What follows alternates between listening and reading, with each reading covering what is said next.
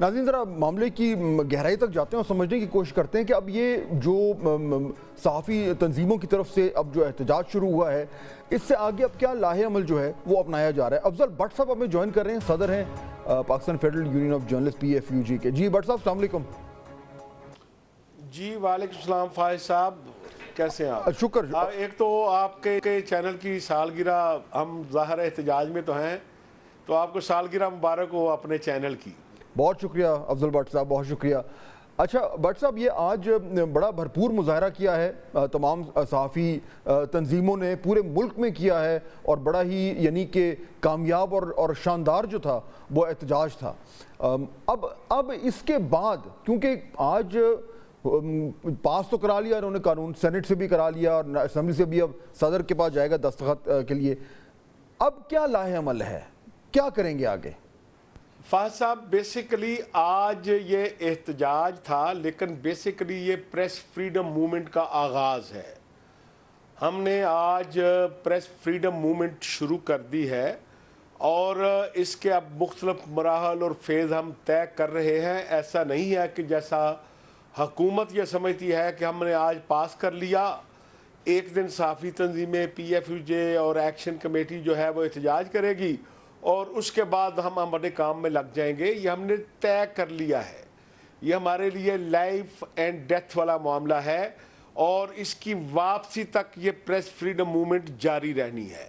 تو جو آپ نے فرمایا کہ ابھی ہمارے پاس ایک فورم کو ہم دیکھ رہے ہیں کہ ہم سب آصف علی زرداری صاحب سے اپیل کر رہے ہیں کہ جب یہ بل آج ان کے پاس اگر کل چلا جاتا ہے تو ہماری آصف علی زرداری صاحب سے اپیل ہوگی کہ جو محترمہ بینظیر بھٹو شہید نے ہمارے ساتھ کمٹمنٹ کی ہوئی تھی, وہ ہمارے ساتھ کھڑی تھی, جو پاکستان پیپلز پارٹی کے اپنے وعدے تھے, ایک تو ان کو یاد رکھیں, دوسرا ہماری ان سے یہ درخواست بھی ہے کہ آپ ایکشن کمیٹی کو بلائیں.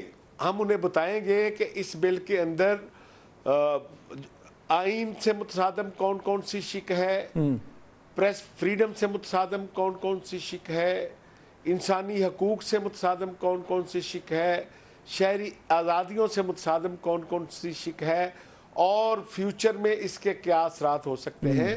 اور آصف علی زرداری صاحب نے اگر ہماری اپیل سنی, ہمیں موقع دیا, ہماری بات سنی, تو ہماری ان سے درخواست ہوگی کہ یہ اعتراضات لگا کر آپ یہ بل پارلیمنٹ کو واپس کریں تاکہ پارلیمنٹ اس کو ریویو کر سکے. اچھا, اگر یہ نہ ہوا تو پھر ہمارے پاس دو راستے ہیں, جن پر ایک تو یہ فٹ پاتھ پر جدوجہد کا راستہ ہے, دوسرا عدالت میں چیلنج کرنے کا راستہ ہے.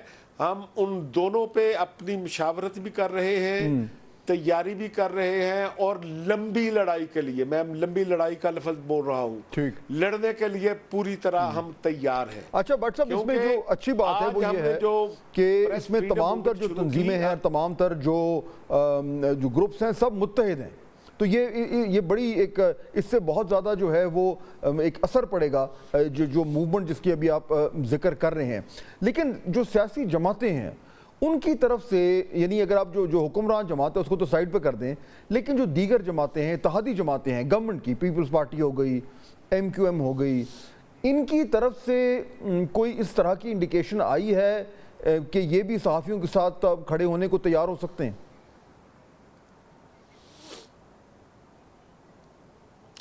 دیکھیں, جب موومنٹ شروع ہوتی ہے شاید وہ بھی سمجھیں کہ گزشتہ سال 2 سال سے جو پریکٹس چل رہی تھی, مختلف پابندیاں لگ رہی تھیں اور ایک دن احتجاج ہوتا تھا تو ختم ہو جاتا تھا, تو اب جب پریس فریڈم موومنٹ چلتی ہے نا, پھر آہستہ آہستہ سب لوگ اس میں شامل ہوتے ہیں, کیونکہ یہ تو میری لڑائی نہیں ہے, یہ لڑائی جو ہے رائٹ ٹو نو کی ہے. جب پاکستان کے عام شہری کا حق یہ چھینا جاتا ہے کہ جو اس کو پاکستان کا آئین دیتا ہے کہ عام شہری کا یہ حق ہے کہ اس کو علم ہونا چاہیے کہ اس کے ٹیکس سے چلنے والی پارلیمنٹ کیا کر رہی ہے, اس سے کے ٹیکس سے چلنے والی عدالتیں کیا کر رہی ہیں, اس کے ٹیکس سے چلنے والی حکومت کیا کر رہی ہے, اس کے ٹیکس سے تنخواہ لینے والی اسٹیبلشمنٹ کیا کر رہی ہے.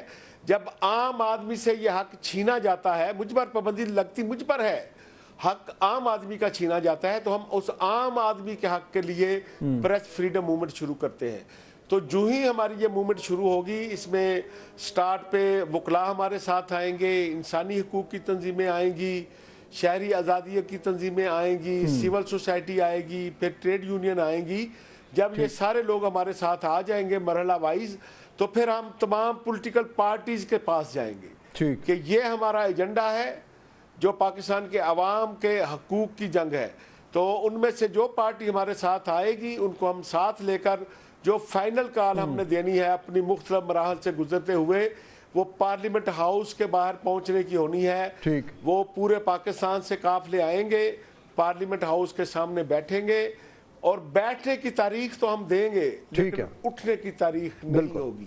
افضل بٹ صاحب بہت شکریہ. سب کو جیلوں میں ڈالیں گے بالکل، یا ہم اس وقت اٹھیں گے جب ہمارے پاس نوٹیفیکیشن ہوگا. بالکل ٹھیک ہے. افضل بٹ صاحب بہت شکریہ. صدر پی ایف یو جی کے بات کرتے ہیں. ناظرین یہ بڑی سیریس ڈیولپمنٹ ہے اور آج جو مظاہرے ہوئے ہیں، جو احتجاج ہوا ہے صحافیوں کی طرف سے، اس میں جس طرح میں پہلے بھی ذکر کر رہا تھا کہ بہت زیادہ اتحاد ہے، یونٹی ہے. اس میں ٹیلی ویژن ہو، الیکٹرانک میڈیا ہو یا پرنٹ میڈیا ہو، اس میں اونرز کی تنظیم ہے، ایڈیٹرز کی تنظیم ہے، سب کے سب جو ہے وہ ایک ساتھ جو ہے وہ اس حوالے سے کھڑے ہوئے ہیں. اور اگر یہ اس طریقے سے موومنٹ آگے بڑھتی ہے تو ماضی میں بھی ہم نے دیکھا ہے کہ جب موومنٹ شروع ہوتی ہیں تو لوگ اس میں جوائن کرنا شروع ہو جاتے ہیں. تو میرے خیال میں بہتر یہی ہوگا کہ اس کو ریویو کیا جائے. اگر جس طرح ابھی افضل بٹ صاحب بات کر رہے تھے کہ اگر صدر آصف علی زرداری اس کو واپس بھیج دیتے ہیں تو پھر اس ریویو میں وقت بھی مل جائے گا اور شاید عین ممکن ہے کہ جو بہت ساری نظر ثانی کی ضرورت ہے اس قانون میں وہ بھی شروع ہو جائے گی، کیونکہ ادروائز تو اس کی وجہ سے جو ہے وہ freedom of expression, freedom of speech, اس کے لیے خطرے کی گھنٹیاں جو ہیں وہ بجنا شروع ہو جائیں گی، بلکہ بجنا شروع ہو گئی ہیں. امپورٹنٹ ڈیولپمنٹ تھی یہ آج کی، اور جیسا کہ میں نے کہا کہ سکسیسفل ایونٹ تھا، لیکن آج ملک بھر میں اور بھی بہت ساری اہم خبریں آج ہوئی ہیں اور ہم ان کے حوالے سے آپ کو بتاتے ہیں اپنے سیگمنٹ خبر خلاصہ. سپرنٹینڈنٹ اڈیالہ جیل نے بانی پی ٹی آئی کو جیل میں فراہم کردہ سہولیات کی تفصیل اسلام آباد ہائی کورٹ میں پیش کر دی. بتایا کہ جیل رولز اور حکومت کی جانب سے انٹرنیشنل کالز کی اجازت نہیں، اگر ایسا کیا تو نیا ٹرینڈ سیٹ ہو جائے گا. عدالت نے ہدایت کے ساتھ درخواست نمٹا دی.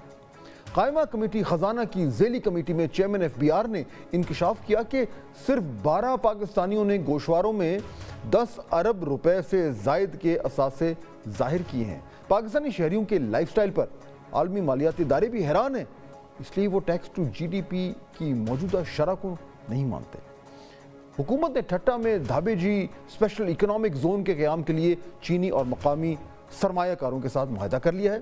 ایس آئی ایف سی کے تعاون سے ہونے والی اس پیش رفت سے 3 ارب ڈالر کی سرمایہ کاری اور 1 لاکھ سے زائد ملازمتیں متوقع ہیں.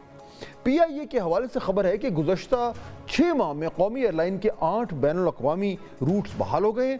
7 روٹس پر طیاروں کی کمی کے باعث فلائٹ آپریشن معطل کیا گیا ہے. حکومت نے قومی شناختی کارڈ کے قوانین 2002 میں ترامیم کی منظوری دے دی ہے، جس کے تحت خصوصی افراد کے لیے منفرد شناختی کارڈ کا اجرا کیا جائے گا.